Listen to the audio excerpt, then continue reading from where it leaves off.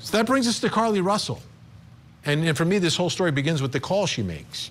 Now, she says that she saw something and she did something, which is exactly what all of us as adults should do, and I think we would do. If you see a child on the side of the highway, you're not just going to zoom by at 55 miles an hour. You see a child by themselves, what's going on here? Let me see if that child needs help. And that's what she said she saw. She saw a toddler in diapers on the side of a busy highway, and it's dark. Of course you would stop. You would think you would stop. And she said she did. And she did something. She called 911, just like I ask you to do at the end of every show. Now, this story, though, has a few holes into what really happened here. Because she disappears, right? She goes from saving someone who looks like they're in peril, this child, right, from her phone call, to now everyone's looking for her. And they're also looking for the toddler.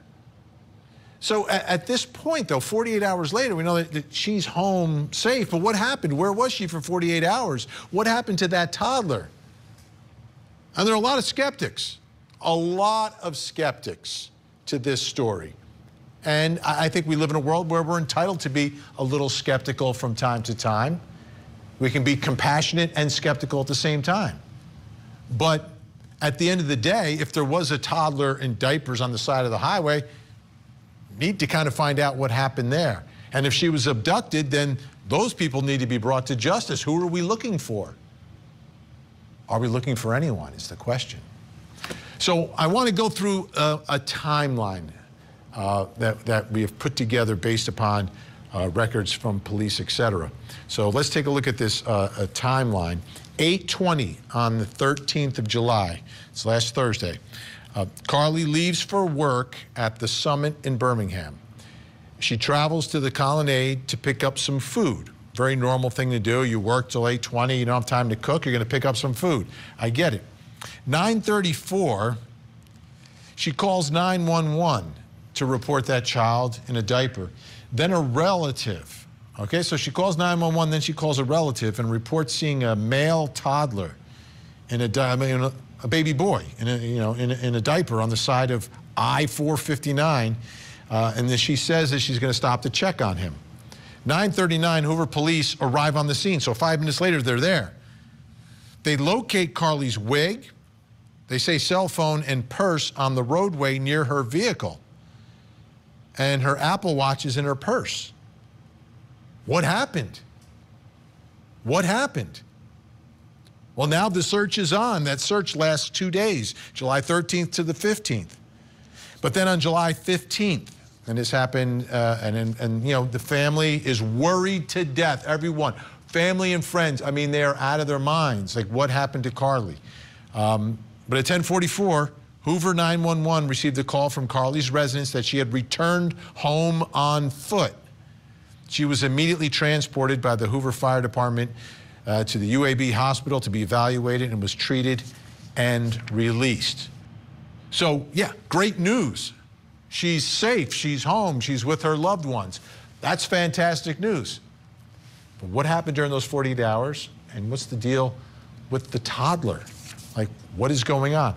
Let's bring in our guest to help us work through the story. She's working the story as well. She's joining us tonight in Los Angeles, California, senior reporter for DailyMail.com. She's also the host of Daily Mail Crime on TikTok and a victim advocate for Project Cold Case.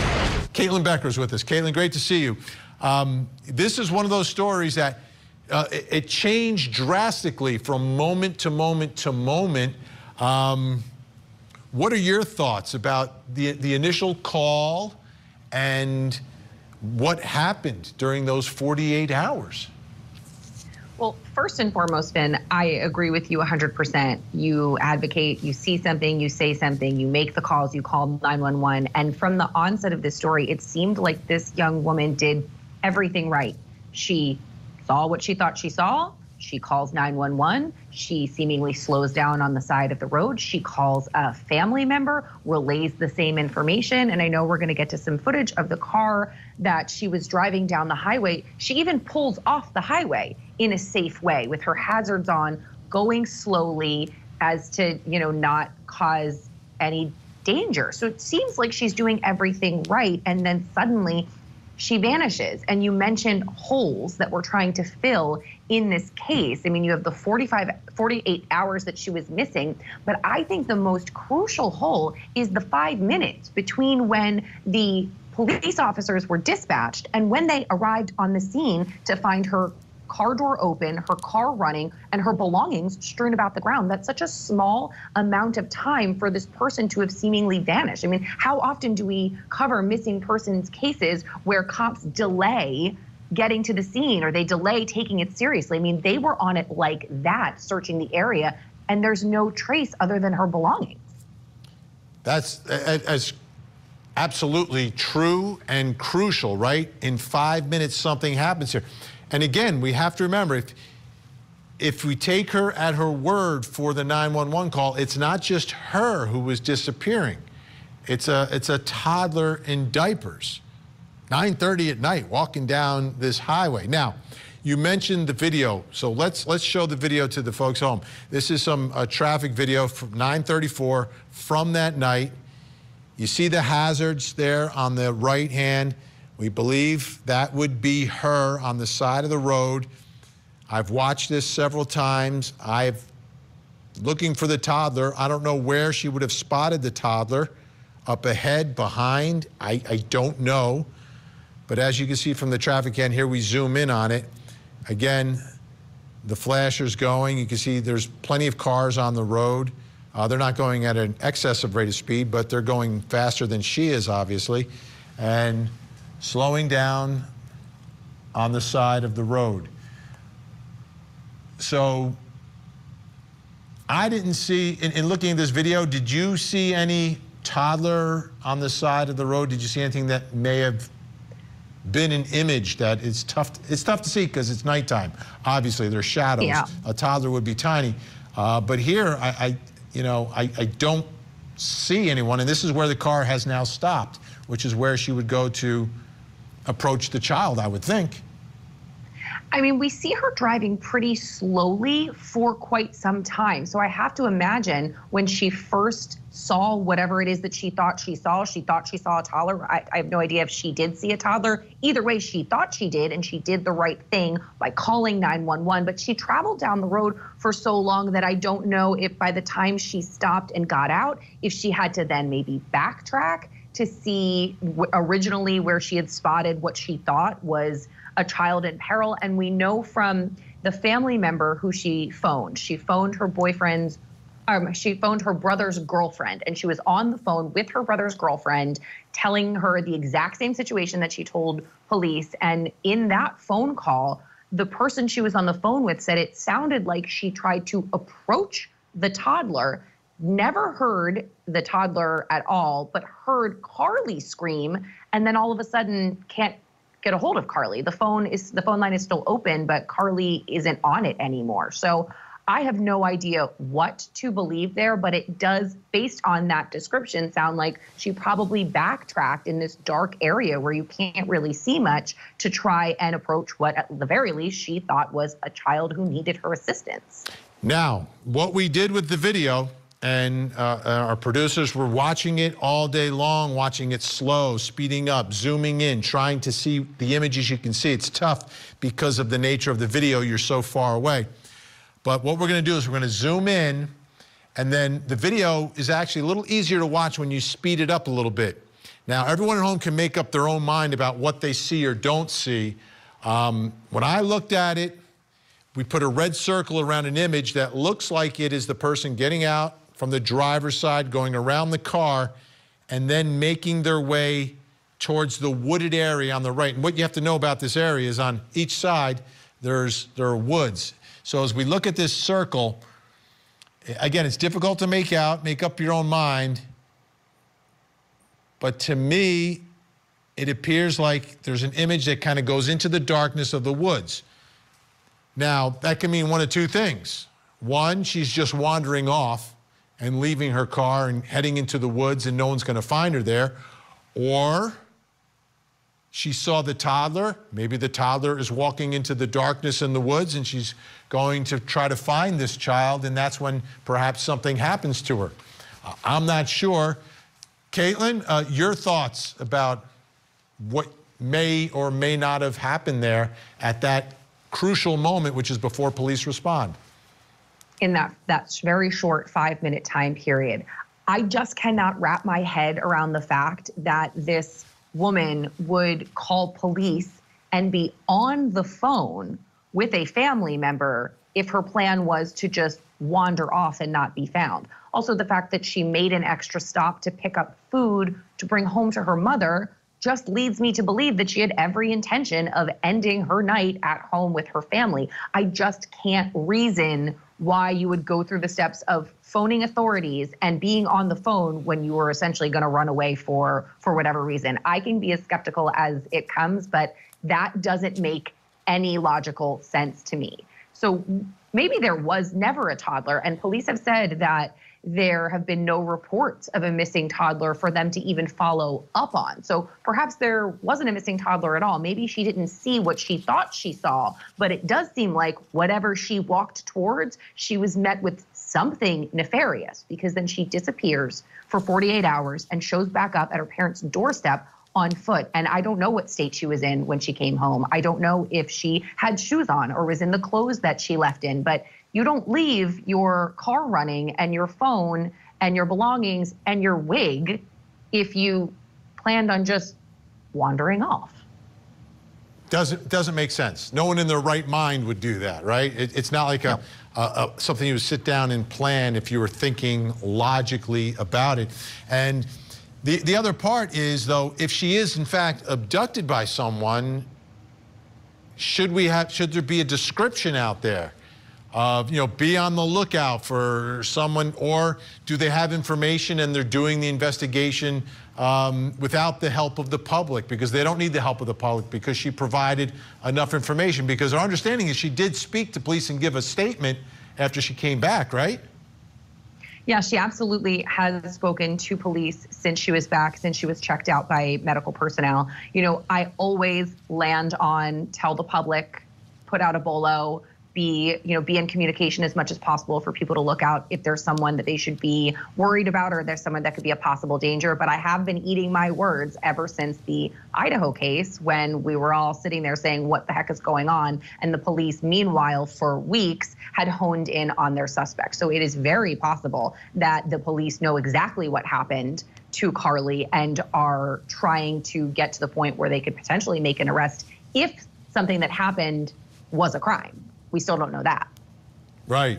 Because again, it's this 48-hour window of time where was she? Who was she with? What was happening to her? Does she know the people? Was she just going off on her own? Was it some sort of mental breakdown? I mean, all of these are possibilities. The bottom line is, the good news is she's home, she is safe, and she's with her family.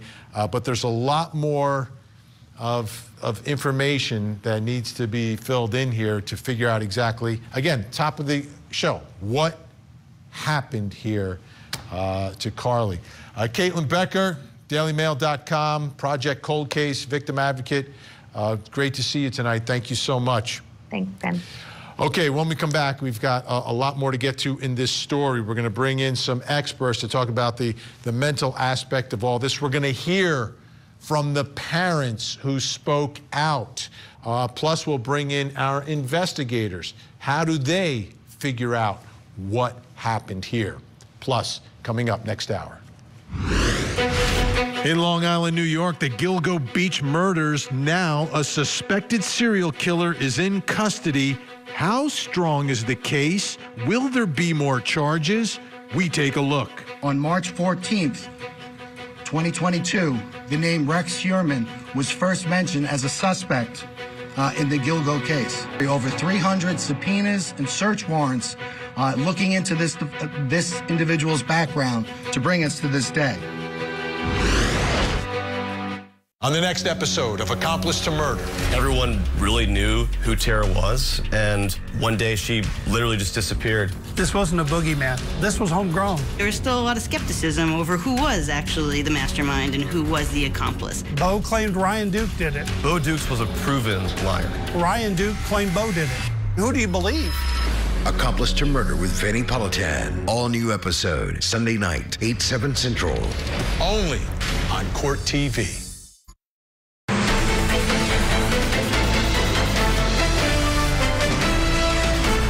Late Saturday night, police say Carlee Russell showed up at her family's front door on foot after being missing for 2 days. She was taken to a local hospital for evaluation and released. What happened to her since she disappeared remains unclear. Police aren't releasing any more details. Her mother posted her thanks for everyone's kindness, generosity, and compassion. Our baby is safe, she wrote. Thank you, Father God. The 25-year-old went missing Thursday night. She had called 911, telling the operator she could see a male toddler walking along the side of Interstate 459, and she was stopping to help. She called a relative to tell them the same thing. The family member lost contact with her, but the phone line remained open. Police are analyzing traffic camera footage of the incident. When police arrived on the scene minutes later, they found Russell's car, her wig, phone, and purse, but there was no sign of Russell or the child. Police say Russell's 911 call is the only report of a child on the interstate. An intense search of the area continued for about 48 hours until the 911 call came in that she returned home. The investigation is ongoing. Stephanie Sandoval, Scripps News.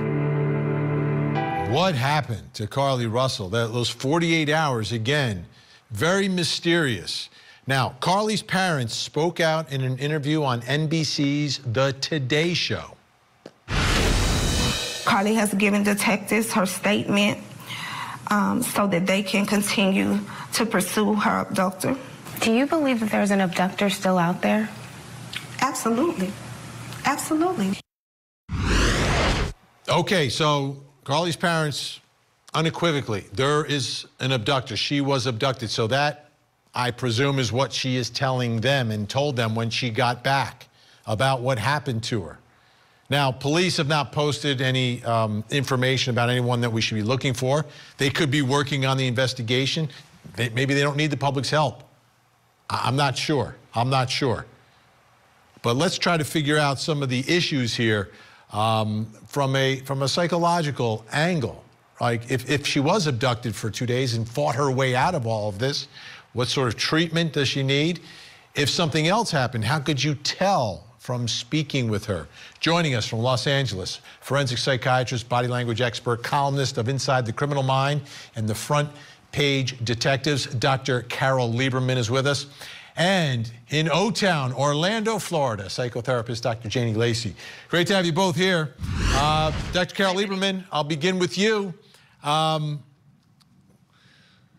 She was taken to the hospital and evaluated and released. Would that normally be some sort of psychological evaluation as well, whether it's for the trauma, the shock of everything that happened, or to make sure that she's okay? Well, I would hope so, but it seemed like it was a relatively short time that she was at the hospital. You know, it seemed like they should have been doing more tests.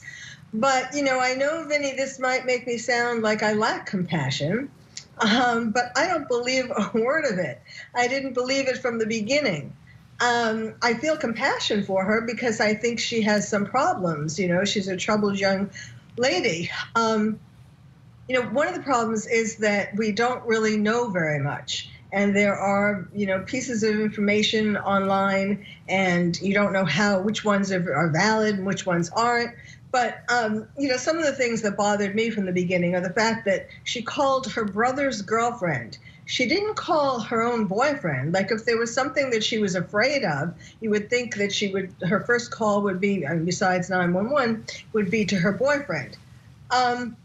Also, there is some information online about the fact that she had a bad day, that she was caught stealing at work, and that she flunked out of her nursing course. Now, again, I don't know that that's true, but if those things are true, one explanation could be that she was afraid to go home. She was afraid that her parents would be angry at her.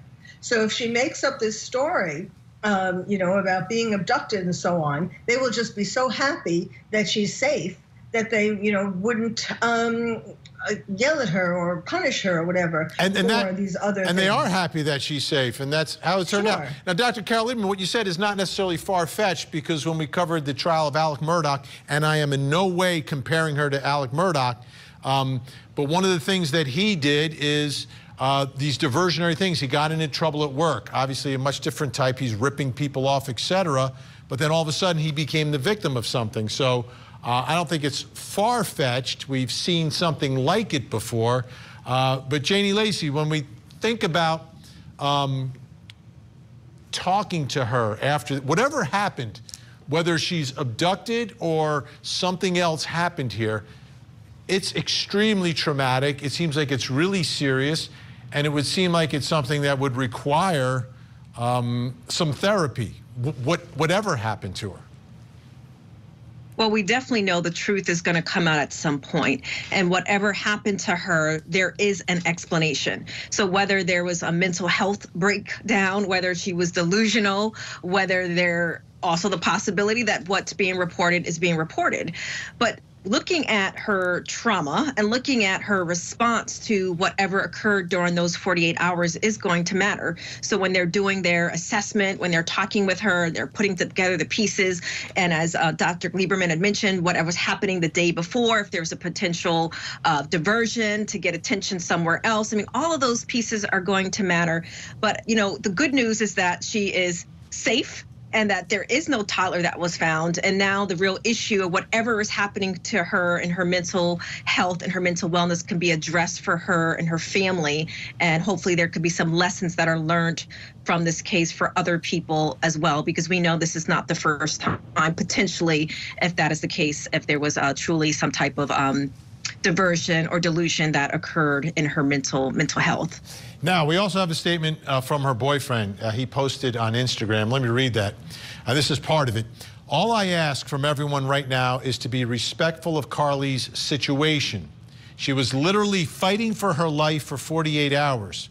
So until she's physically and mentally stable again, she's not able to give any updates or whereabouts on her kidnapper at this very moment. I also want to thank the people on social media who have been understanding and respectful about what she's been through in these past few days. Once again, I can't thank you guys enough for helping us bring Carlee home. God bless you all. So, Dr. Carlee Lieberman, what are you reading from the boyfriend's statement here? She's physically, she was literally fighting for her life for 48 hours. I think that's what she's told everybody, but I don't think it's true. This also could be a kind of Sherry Papini kind of case. Maybe she was with some other guy. There was a report that some car had come behind her, although that's questionable now whether that was actually true. They couldn't really find evidence of that, but perhaps she spent that time, those 2 days, with some guy. And certainly one thing is for sure, she wants attention. I mean, have you ever seen when there are cases of all kinds of cases, where did all these glamour shots come from the beginning? Every story about her has all these posed glamour shots. Well, I think all of us have these. I mean, I've got some glamour shots out there as well, yes. Dr. Lieberman. Yes. But if you were lost or something happened to you, would that be what would be in the news? I mean, it just seems like it's a cry for attention. And yes, sure, she could have some psychological disorder. She's 25. That could be the beginning of schizophrenia, and she had a hallucination, a visual hallucination of a toddler, for example. She could be. There are reports that she was taking drugs. That could explain it. As I said, she could have been cheating and wanted these 2 days, to figure out if that other relationship was going to work. There could be some other explanations for this, but. She also gave a story, or there is a story out there about that she was taken into a truck and she was fed Cheez-Its for the 24 hours. I mean, there's so many different stories, so it's hard to know, but it just doesn't hold together. And, if she was brought to the hospital, one would have hoped that she would have had a much longer, more intense kind of psychiatric evaluation, no less physical examination, a rape kit, all of that. I agree on that part. I was surprised that she was back that quickly. But so the boyfriend says here, again, she's not able to give any updates or whereabouts on her kidnapper at this very moment. So let's presume, Janie Lacey, that everything is true here, that she said that there was a toddler, and the toddler, I guess, would have been being used as bait to get someone to get out of their car to try to get the toddler, and then the toddler's being used to entice someone, and then that person is taken and somehow kidnapped, and I think they'd have to escape through the woods there. All of this would be extremely traumatic. Then there would also be the matter of this toddler, right? If a toddler is being used to lure people into a kidnapping situation, it's obvious the toddler's not in a good situation either. So I think it'd probably be pretty important, Janie, to evaluate her to see if what she's saying is true also, right? Absolutely, it all matters, and it produces more questions. So we're looking at a toddler, we're looking at, there's other cars that are available that are watching, and why was no one else seeing, right? So there's so many different factors, and I think when it all comes out, you know, there's going to be some things that make sense, right? So if she was for 48 hours truly missing and struggling and fighting somebody, I would imagine her condition would also warrant that. And those would be the details, obviously, that will be coming out in the reports. But if that was not the case, then it's going to lead to other questions. Where was she? Who was she with? What was she exposed to? What was she going through? And then what was her condition before this incident, right? From her mental health perspective, and what were some of the challenges that she had leading up to this. So it leads a lot of questions, and you know, we're here making assumptions, right? So, but ultimately, I think it's going to be a learning lesson, because there were resources that were used. We're getting national coverage for this, and if there was some type of diversion tactic to potentially, you know, all the different stories and all the different possibilities, I mean, it would be sad that this was a cry for help. Again, we all agree, though. The good news is she's home with her family and she's safe. Dr. Carol Lieberman, Janie Lacey, thank you both so much. When we come back, folks, we've got the dispatch recordings from that night, from the 13th. We'll take a listen to them next.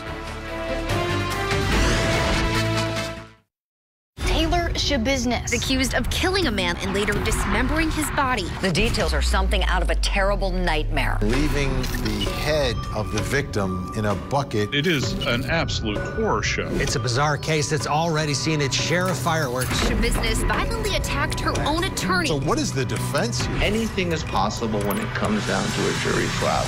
The House of Horrors murder trial. Live coverage coming soon, only on Court TV.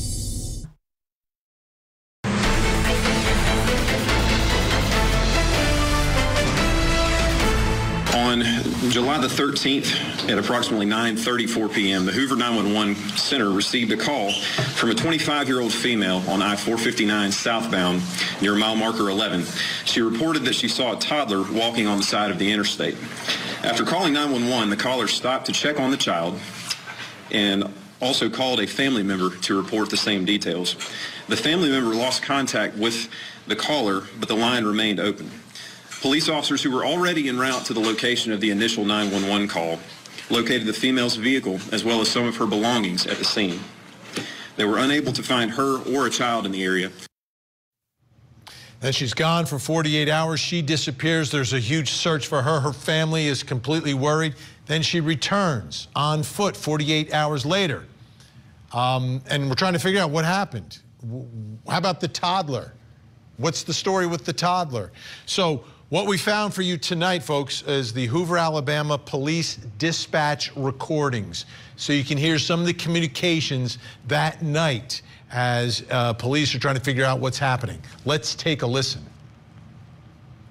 459 South, mile marker 10.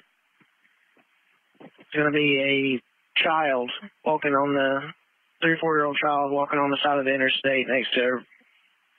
RP's going to be close by in a red Mercedes sedan with the hazards on. Child's going to be a white male wearing a white T-shirt and a diaper. RP's advising There's no cars in the area. Looks like the child's been abandoned on the side of the road. Call her RP back. She's not at their vehicle. We're not getting the female to answer. We're trying to call her back. She's not answering. I'm out to the interstate as well. Can you give me a description on the child? And were they southbound, walking southbound? 10-4. Southbound, walking southbound. It was a toddler, 3 or 4-year-old, wearing a white T-shirt and a diaper. RP arrived in a red Mercedes, unknown what the RP's description was going to be. Copy. Thank you. 42, just be advised, her vehicle is unlocked, running. All her personal belongings except for her phone. If we can we start getting into the Atkins Tram area? Just see if this child might have wandered from a house over there. The RP had just saw the child walking on the side of the interstate and had gotten out with it when she had disconnected. You want us to start seeing if we can get her phone number pinged? Apparently there's a sister that was on the phone with her and still has an open line with her phone and can hear her vehicles as if it's like on the side of the interstate or something. First call we got was from her. Second call we got was from the family. Right. I'm just saying that the sister apparently has an open line with that phone still. That's interesting, right? That it seems the police are there, they've seen the car, and she's still on the phone with the family, but she's not in the area. What's going on here? I mean, what happened? Let's bring in our guest with us. Private investigator, founder of Victims News Online, Erica Morris is with us. Also joining us tonight, private investigator, former New York City police officer Manuel Gomez, founder of Black Ops Private Investigations. Great to see you both tonight. Thanks for being here. Erica, a lot of questions surrounding this one about what happened here. What are your thoughts about how do you figure out what really happened on the side of the road, perhaps in the woods, and during those 48 hours? Well, with no apparent video footage that they can find or to work from, the first thing you have to do is get her evaluated both medically and psychologically. You have to bring in a forensic psychological expert to determine if, as Dr. Lieberman said, this was a schizophrenic break, because she's the perfect age. 25 is the perfect age for a schizophrenic break. Second, you have to look at any potential human trafficking issues going on in that area. I will tell you that I reached out to an amazing woman named Bo today with the North Alabama Human Trafficking Task Force, and to see if any description she would provide matched any ongoing investigations. And Bo did tell me there are active human trafficking investigations in that region. So you take a suspect composite if you can. You get as many details as you can. One of the things that I just caught in that dispatch call that makes me very nervous was the fact that it was listed as a 3 to 4-year-old child. Every investigator knows that the number 3 is the liar's number. I'm not accusing her by any means. I am so grateful this woman is home. But I'm going to tell you right now, Vinny, if we have 2 missing persons hoaxes in a row in this community, the damage is irreversible. And we have to get to the bottom of this, because experts, colleagues, people that are on your panel every day are questioning the validity of this. I don't know what to think, and I am reserving my opinion until those investigators make solid decisions. But I am afraid that we do not have 2 hoaxes in a row. Manuel Gomez, your thoughts tonight? Well, you know what? I agree with the investigator that I'm hoping that it's not a hoax like the Jesse Smollett case that, faked his beating to increase his career and his acting career. But in this case, I'm leaning towards that she is possibly telling the truth. And the reason why is the wig, the men standing outside the car with the shorts and the gray vehicle, and just the fact of the tire tracks nearby. And black women are not known for just ripping their wig off and leaving it on the side of the road. Okay, I don't see that. I do believe that what we are seeing here, in my professional opinion, is that the sex trafficking and serial killer game has now escalated to a new level. We're seeing new tactics, using a child to entrap someone in this case. And I think the only reason why she's alive is because of the immediate attention that this story received. Okay, that is the reason why the abductor most likely released her in this case, especially what happened in Long Island, because look what was going on with all the attention in that, and now this one got the attention as well. So you have the serial killer in Long Island, and then you have this woman being abducted. He said, you know what, this is not worth it. Then the one other indicator in this case that disturbed me, the fact that she was not lucid, tells me that she's possibly was drugged, possibly with Rufalin. It's known to have you have memory loss. It's known to not know where you are. So I hope that someone tests her and does a toxicology on her so we can determine if this was a sham or not. But the indicators to me are showing that it's not. And like she said, sex trafficking is indicative in this area. Erica Morse, the only video that we've been able to come across is from these traffic cams. We zoomed in, we put a red circle around it. I'm going to show it to you guys. It's sped up because it's actually easier to see when it's a little bit faster. But from our perspective, it looks like there's some figure that is there on the side of the car and then sort of wanders off to the side towards the darkness, which is where the wooded area is.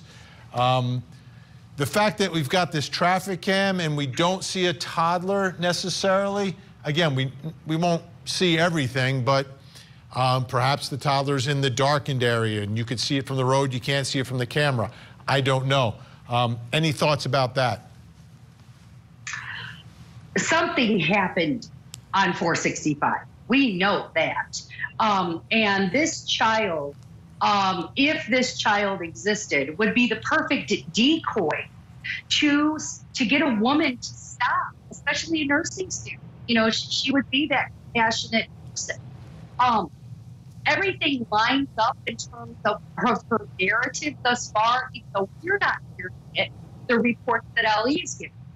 I did catch an interesting word in the initial law enforcement statement, and as you know, as a lawyer, Vinny, every word counts in a statement. What law enforcement actually said in the initial statement was that there was no timely report of a child walking in that area or a child walking alone. Why was the word timely used?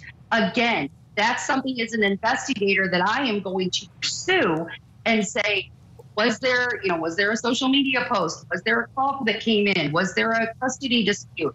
We don't know yet. Children are the perfect bait for a human trafficking situation. And until we know more, we won't know more.